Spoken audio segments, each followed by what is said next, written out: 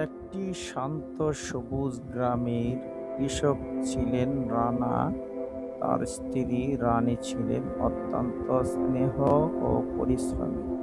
তাদের দুই আদরের মেয়ে, বড় নীলা এবং ছোট শিলা, দুইজনই শিক্ষিত ও ভদ্র ও সকলের প্রিয় ছিল।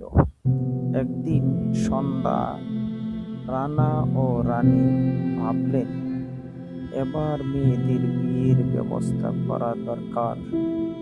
কিছুদিন পর পাশের গ্রামের দুই সৎ, পরিশ্রমী ও শিক্ষিত যুবকের পরিবার থেকে বিয়ের প্রস্তাব আনলেন কালু ঘটক। পরিবারের সবাই একে অপরের সঙ্গে দেখা করে এবং আলাপ আলোচনার পর বিয়ের দিন ঠিক হয়। গ্রামে আনন্দের আমেজ ছড়িয়ে পড়ে। আত্মীয় স্বজন, প্রতিবেশীরা সবাই বিয়ের প্রস্তুতিতে ব্যস্ত হয়ে যায়। বাড়িতে আলপনা আঁকা হয়, সুস্বাদু খাবারের আয়োজন করা হয় এবং সন্ধ্যায় গানের আসর বসে। বিয়ের দিন নীলা ও শিলা সুন্দর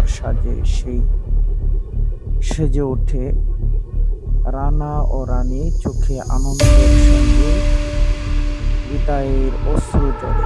তারা মেয়েদের বলেন, থাকবে, বড়দের সম্মান করবে এবং নতুন পরিবারের নিজেদের পরিবার মনে করবে।